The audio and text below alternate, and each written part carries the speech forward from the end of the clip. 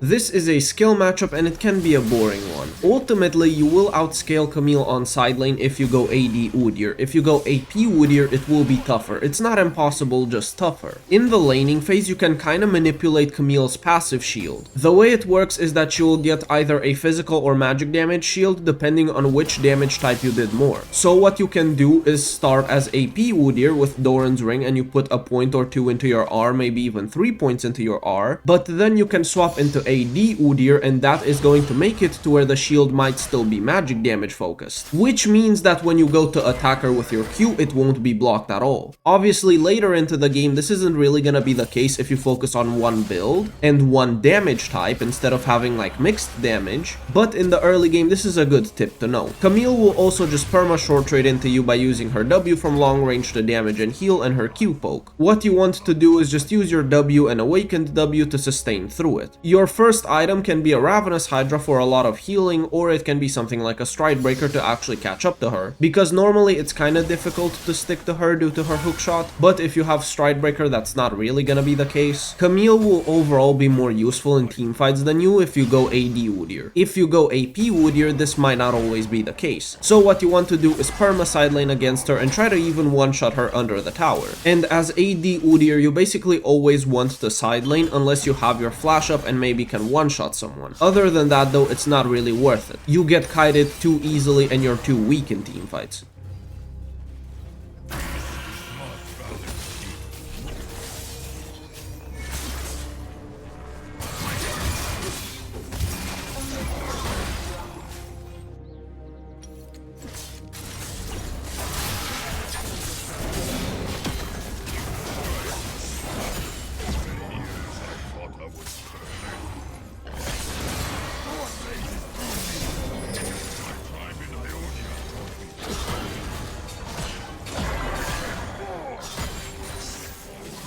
Has been slain.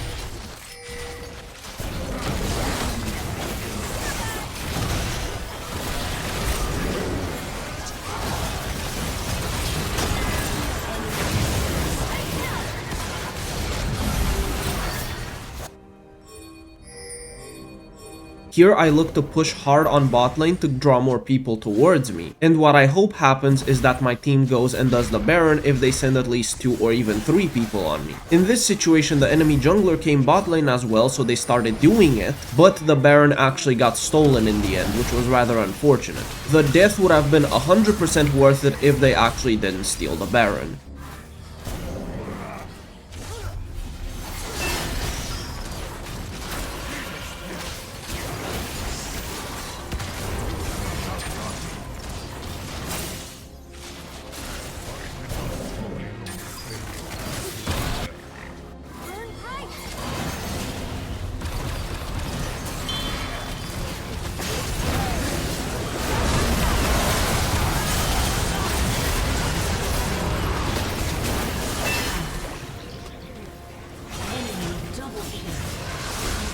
Demigods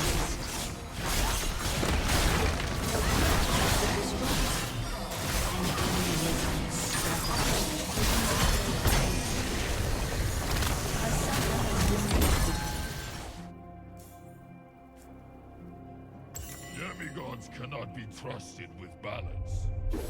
This is a skilled matchup for both AP Udyr and AD Udyr, but it is way more volatile for AD Udyr. And this is because as AD Udyr, you basically always want to one-shot Darius. As AP Udyr, you can go Flash Ghost and take Phase Rush and just constantly awaken your Phoenix on him. And eventually that will kill him and he won't really gain a lead. You can then go into team fights, get something like a Bloodletter's Curse, and then perma Phoenix him and shred his MR. But if you play AD Udyr, you must win the 1v1, otherwise you are going to be very weak. What you want to do is always start with Doran's Ring and put a few points into your R unless you manage to kill him early. If you manage to kill him early, then you can put your points into Q instead. But if not, it's generally very good to put 3 or 4 points into your R. This way you actually gain an advantage out of Udyr's strong early game when he goes for the AP Udyr playstyle. On your first recall, you can buy a Dark Seal and then start building towards your very first legendary item, which will be Trinity Force. Trinity Force will give you a lot of damage from the Sheen effect.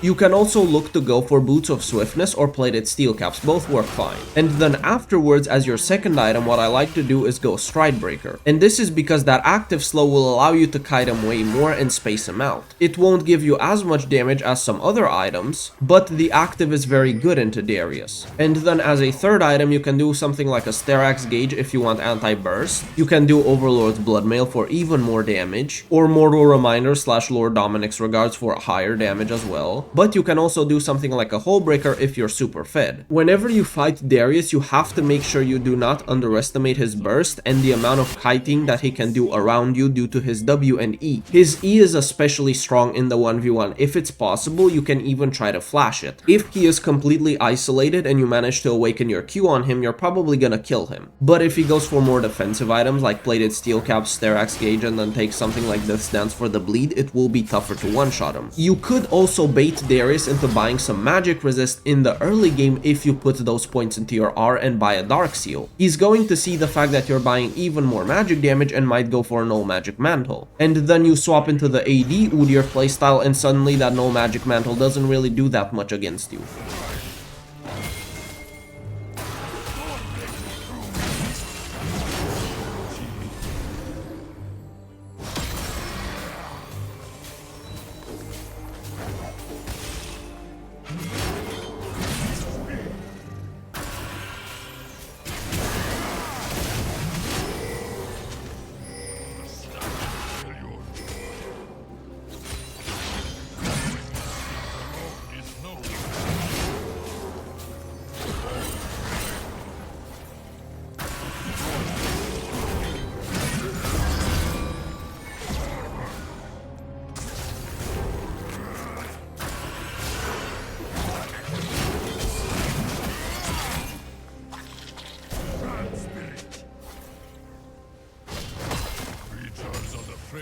Walk in the footprints.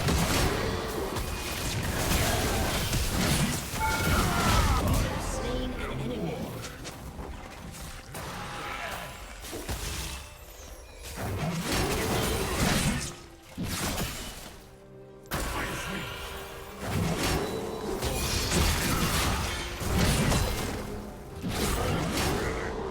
Stagnant Freljord is a dead Freljord.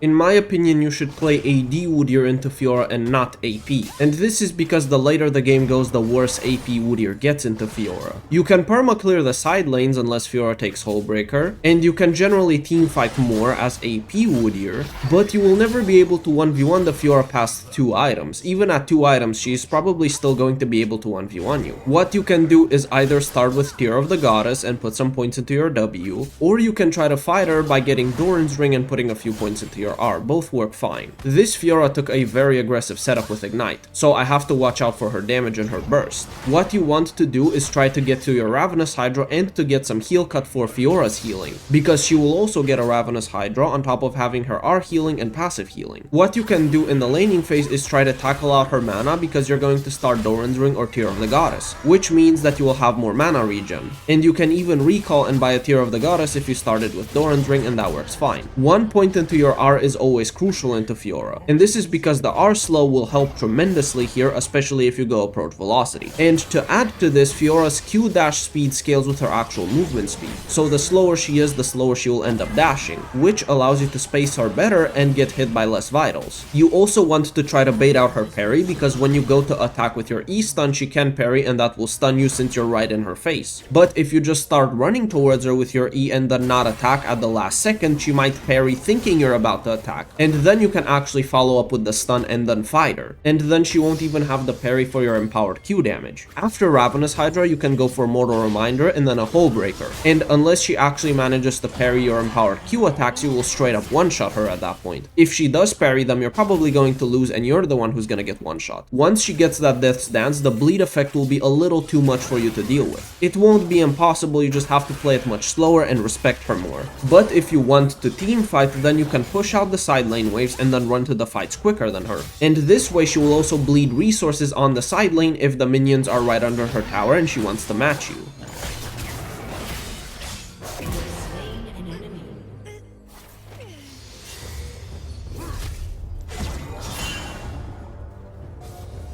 My time in Ionia taught me control.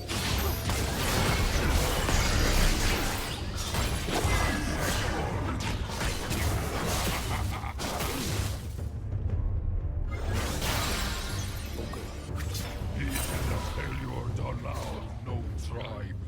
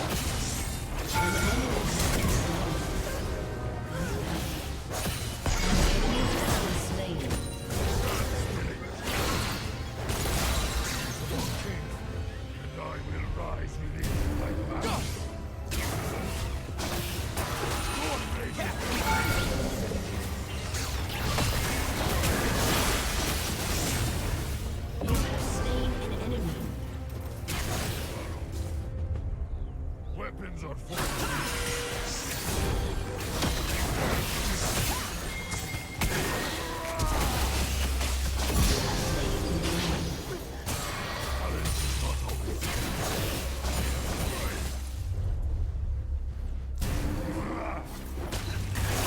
An enemy has been slain. Unstoppable. You cannot outrun me. Truly know the faith. Thank you guys for joining me in this video. I hope you found the information useful, and I will see you in the next video, hopefully very soon.